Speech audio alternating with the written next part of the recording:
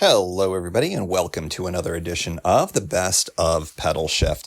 On this edition, we go all the way back to, I always say that, all the way back to October 14th, 2016. And this was, back when I was doing some more fall riding on the C&O. Sounds familiar, right? And also planning for some really interesting winter rides that I haven't done them technically yet, but I'm actually looking forward to maybe doing them some winter. Maybe this winter, maybe not. We'll see. But this is a fun episode that it's kind of one of those classic hodgepodge episodes I did in the early run of the show. So I hope you enjoy it. Pedalshift Project 060, Fall Bike Touring and Planning for Winter.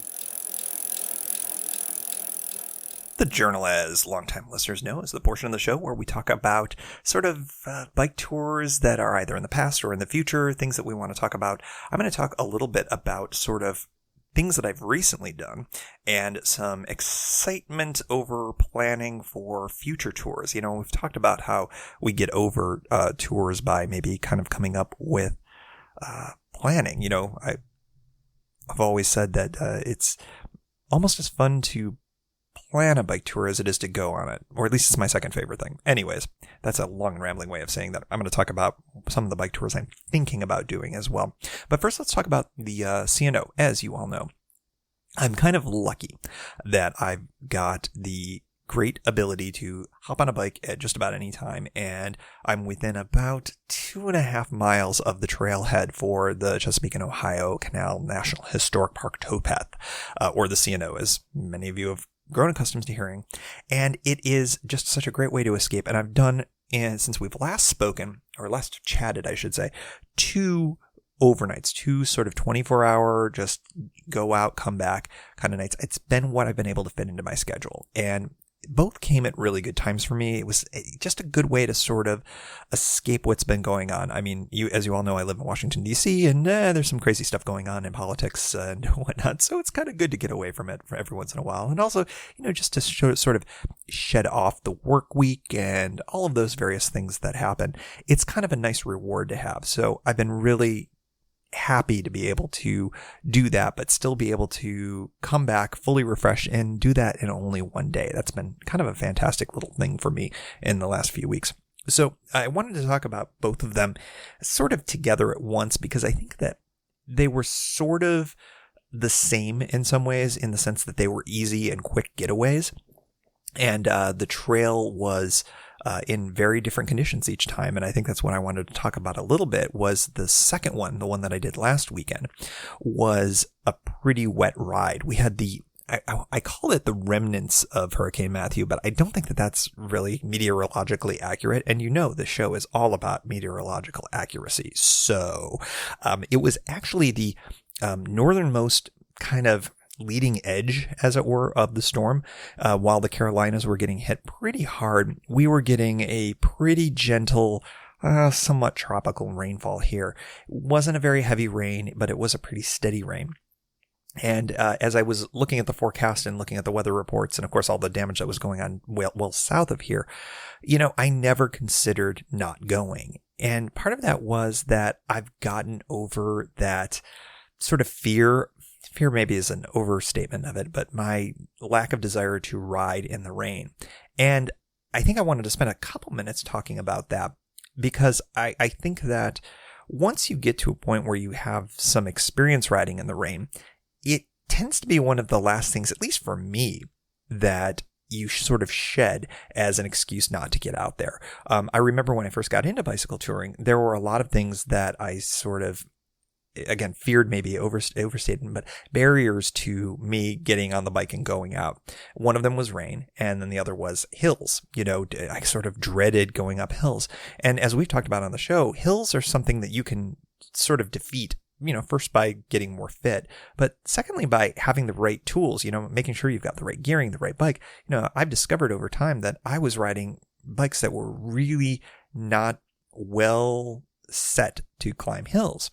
So, if you can get away from some of these barriers to entry by having better gear or improved experience, then you'll find that things will start to improve over time. And I've certainly found that to be the case, not only obviously with hills, as we've discussed, but also with rain. And by getting better and more refined with what I do to sort of battle rain, it's now become a thing where, I just don't care anymore what it's doing outside.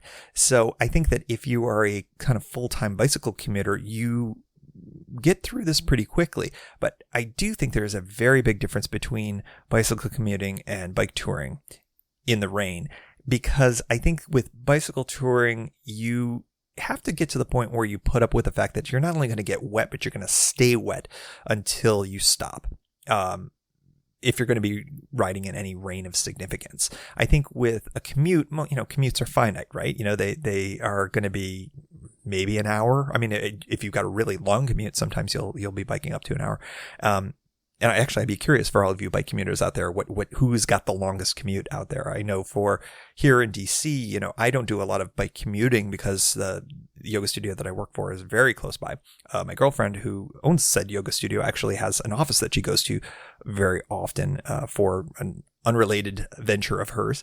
And that is probably about 20 minutes or so, but she'll frequently go out in a rain cape if the rain is going on. But for bicycle touring, I have a rain cape, but I found that it was difficult to ride in.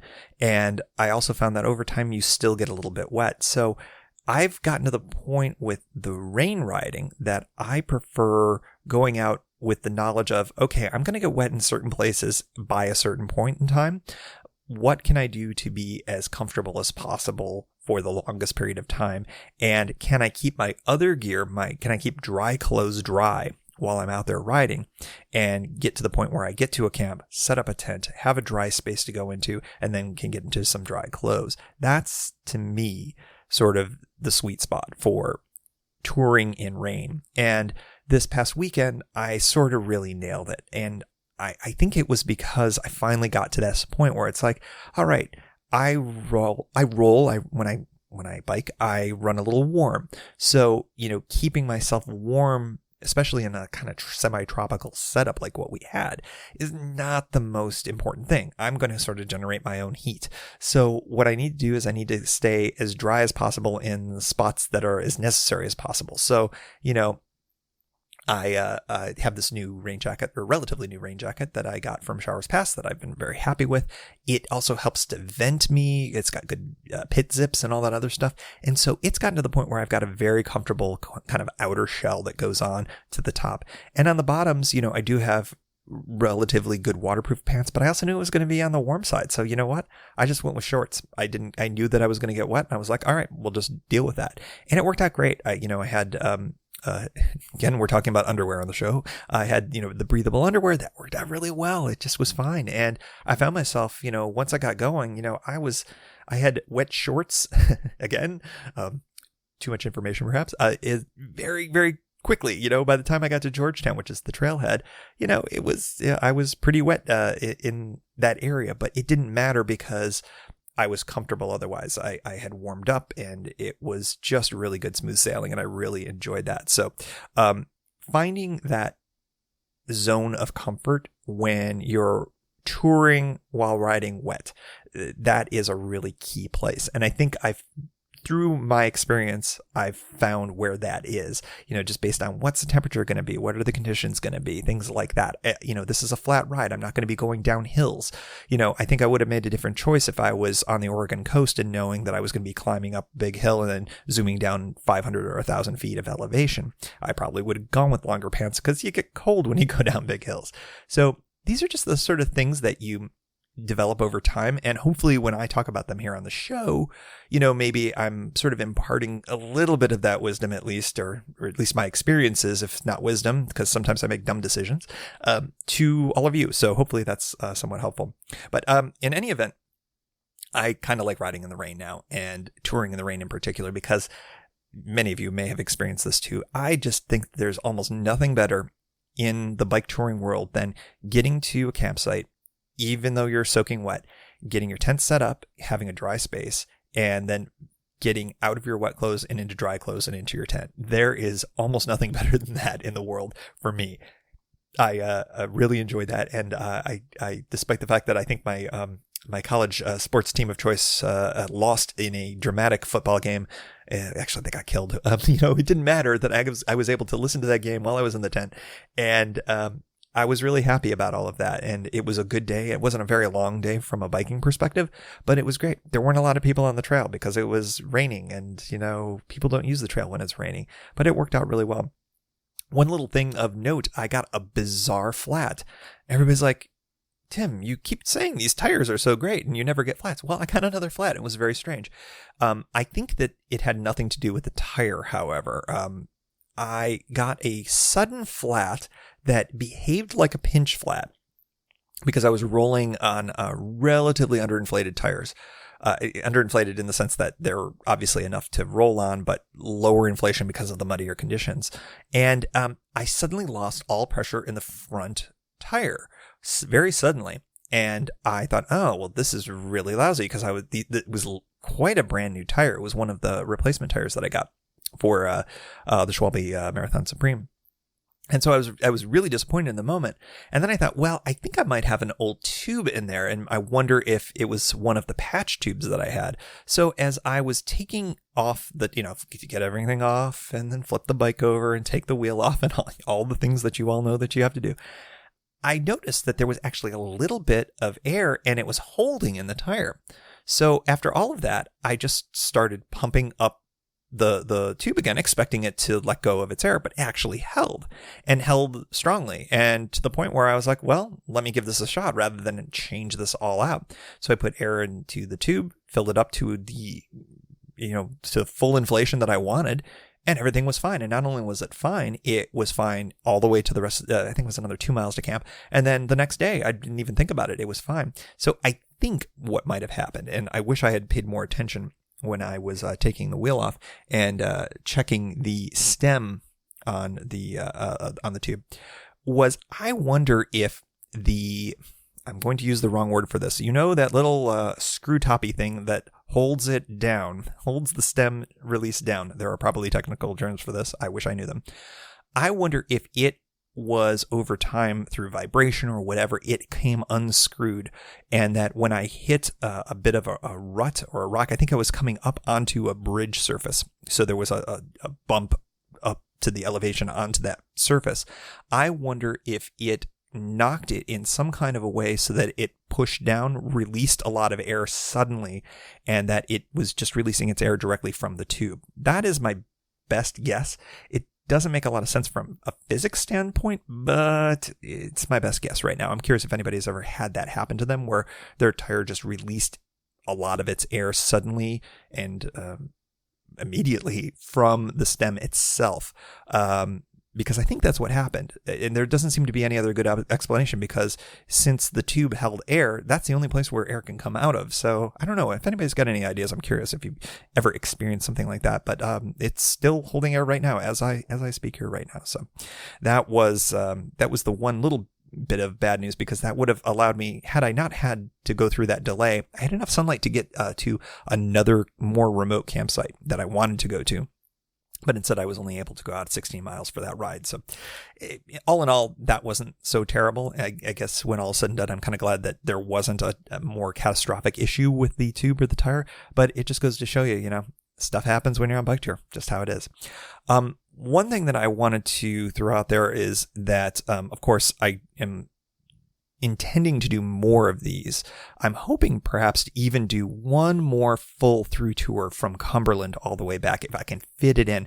We're sort of lucky in the DC area that our falls are pretty long, and if you can handle camping well into the 40-degree range, then you can pretty much do some bike touring along the C&O almost as late as into December, almost all the way to the holidays. It just depends on what your cold threshold is. I'm looking at possibly getting a better winter camping setup, a better winter bag, to help make that happen. The other thing I'm thinking of doing is trying to get, as I've talked about, my dog out there. The conditions have not been good on the days that I've been wanting to go out, just either from a timing perspective or from a wetness perspective. So I haven't gotten Bellstar out there, but I think that she will be very great to bring out. So I maybe not on the full 3-day ride if I can fit that in, but maybe an overnight I might try to get her out there. One last thing that I wanted to chat about, and that is 2 rides ago, so not this one, not the wet ride, but the one before that, I was having camp, and it was very, very crowded at the campsite. And as everybody was about ready to either, start their fires, or, the sun was just about getting ready to go down, one of the volunteer trail rangers rolled up and was checking in with everybody at the campsite. One thing about the C&O is that there are, I think, 3 or 4 volunteer stations where you've got local folks who volunteer for the Park Service, and they go up and down the trail on bikes. It's an official program and everything like that. And often they'll be checking in. This is the campsite that probably gets the most attention, I think, from the Park Service, because it is the closest one to Washington, D.C. that you can camp at without a permit. So it is, it's 1 night minimum. It's the one that gets the most sort of like, you can only stay here 1 night, blah, blah, blah, make sure you're not drinking, everyone. Because this is also the one, I think I've talked about this before, where there's a parking lot nearby. So you get a lot of the local kids from the Richie Rich suburbs down there who come in for their keggers. I've suffered through one of those nights. But this guy was really interesting. He was definitely checking in to make sure everybody was sort of legit. It was the best way that I could put it. And I thought that was kind of interesting because he was a little officious in that sense. That said, I also took, it was a great opportunity for me to sort of like say, hey, I've got a whole bunch of questions and you have some kind of access to information on what's going on from a bike touring perspective. So let me ask you a whole bunch of questions.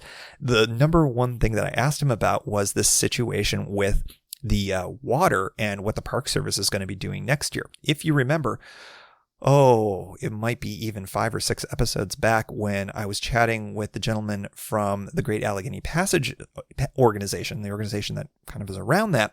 He had said that he had heard a rumor, probably sounded like a little bit more than a rumor, that the Park Service was going to be removing treatment on those wells. And that was going to be beginning next year, and that people who are going to be touring, camping, whatever, using those facilities were going to have to be asked to treat their own water. So I asked the trail ranger about this, and he said that was news to him. And he also said that he was a bit skeptical of that being the case. I didn't go into the whole kind of theory about we talked about this on the show about it maybe being the method of treatment of the wells. But he said, regardless, setting all of that aside, he said that dehydration on the trail is a really costly issue for the Park Service. And what ends up happening is that you can end up having a lot of remote rescues because, of course, there's a lot of sections on the trail that are miles away from vehicle access. And of course, you could drive down it with a Park Service vehicle, but it's not really practical. So they end up bringing in helicopters and all those other kinds of things. That's a pretty pricey proposition. And so the prospect of removing water access, it doesn't make a lot of sense to this particular guy. And he said, in fact, that there are a few things that he told me about that I thought were really interesting. I thought I'd share here on the show. First of all, the volunteers themselves, the trail rangers, they are required to carry a substantial amount of extra water anytime they're on patrol.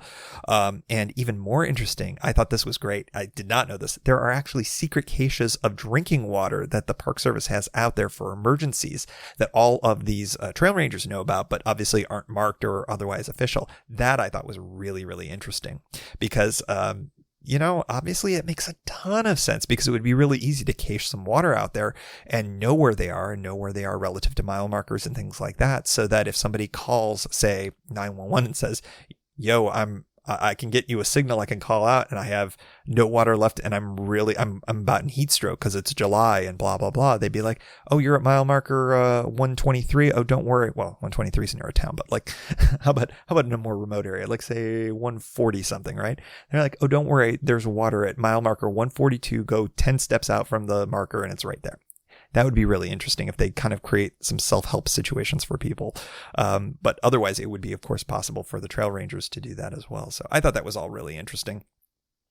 He to be continued on all of this, of course, but this makes me think it's much more likely that the treatment would change, that they would change the method of treatment if that was the issue before they would cease well treatment altogether. So I'm going to, at least my intention is to try to get in touch with the Park Service sometime this fall or winter to see if I can get answers to this question and maybe some others as well. I don't know if they would go on the record for, Adobe little podcast like this, but who knows? Maybe they will.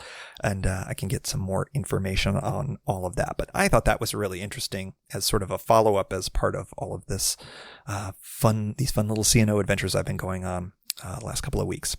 All right, so I talked about rides that I've done. Now let's talk about rides I want to do. And I'm looking at the calendar and I'm toying with the idea of at least planning hypothetically a winter ride. And I hope to be able to pull off a longer tour next year, but just in case I have to break up a longer tour into pieces, I'd like to look at doing a week-long portion of a longer tour or just a week-long tour that is a standalone sometime in the January, February range. Now, of course, here in the States, that means you're going to have to travel south. And I'm looking at staying in the States, I think. And I've got a couple of ideas that I'm toying with right now. I like the idea of segmenting the Atlantic coast route.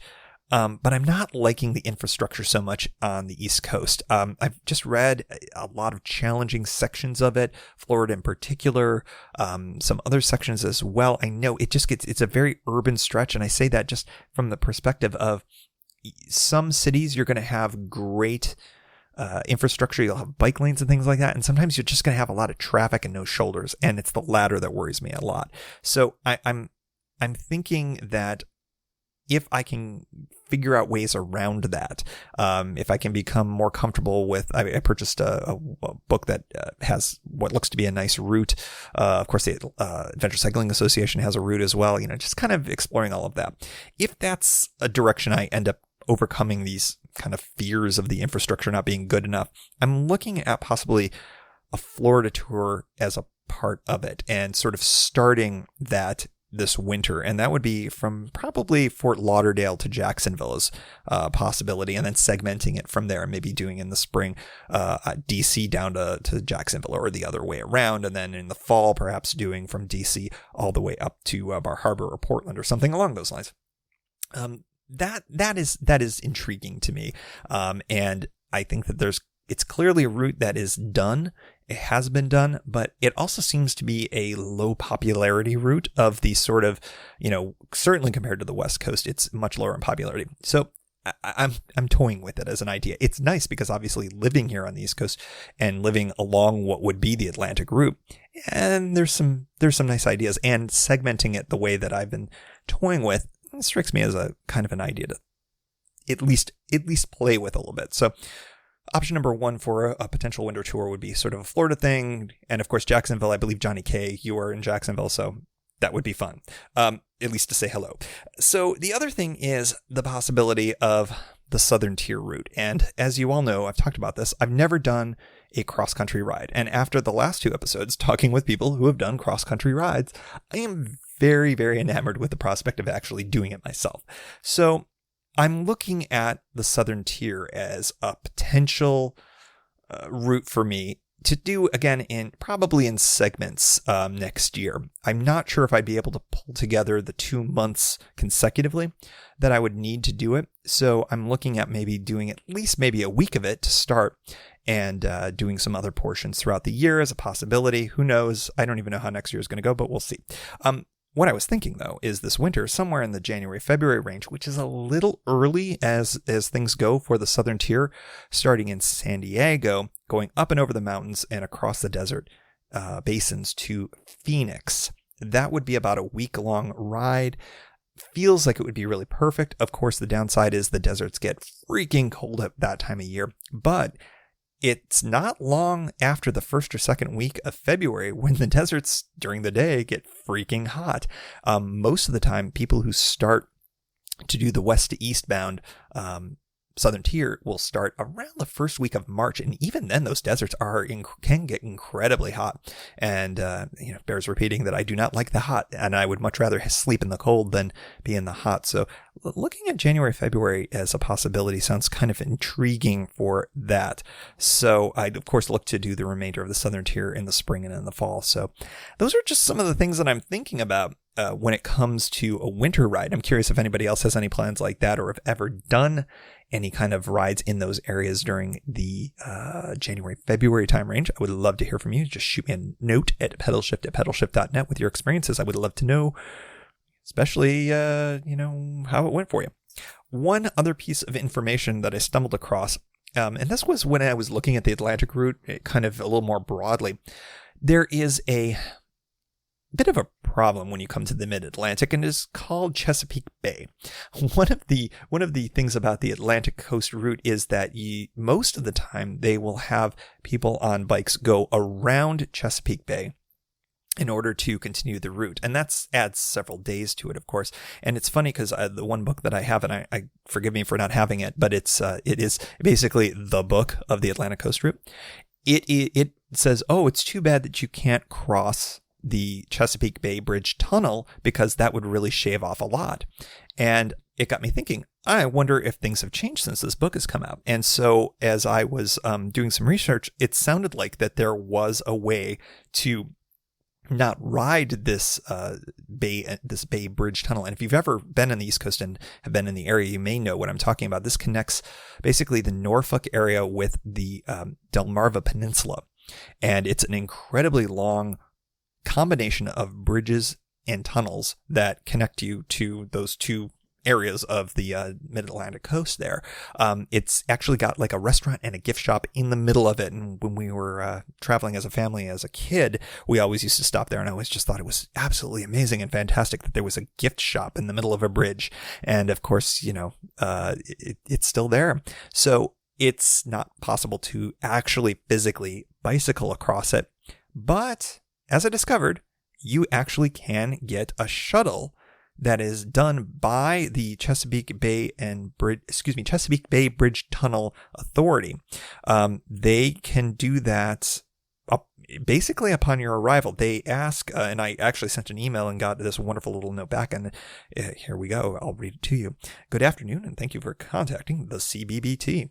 The CBBT would be happy to shuttle you and your bicycle across the facility. I love how they call it a facility upon arrival. We would like to ask that you notify the CBBT at least 48 hours in advance of your estimated arrival to make the transport arrangements. And you contact the operations division, and they have the number here. I've got the number in the show notes and the extension number as well. Here's the funny thing. You actually have to pay you don't pay a fee for the shuttle, but you pay basically the toll for the shuttle to take you across. So it's a $13 one-way toll that you go. And then they said safe travels, which I thought was very nice of them. So that's really interesting. If you're considering the Atlantic route, that there is a pretty substantial shortcut that gets you from basically the Hampton Roads, Norfolk area to the Delmarva Peninsula. And the Delmarva Peninsula is actually fantastic for biking. And that would be a really good way to do it if you wanted to kind of change or like kind of roll your own route. You also get to go through areas like Chincoteague and some other places, Assateague Island, that are very, very dear to my heart from my childhood. We used to go there every summer when I was a kid. So I was sort of excited to see that would be a possibility. So consider that if you are considering the Atlantic coast route at all. So that's what I'm dreaming up for this winter, potentially. Curious what you're all thinking. Not sure if I'm going to do any of these, but I'm just sort of, noodling around. I love planning new tours, whether I take them or not. Thank you for joining. You can find Pedalshift at pedalshift.net for more great bicycle touring content. You can hear the Pedalshift project through Apple Podcasts or your favorite podcast app. Opening music courtesy of Jason Kent off his self-titled album. The track is called America. Check out his band Sunfield's latest release, Mono Mono, wherever cool music is available.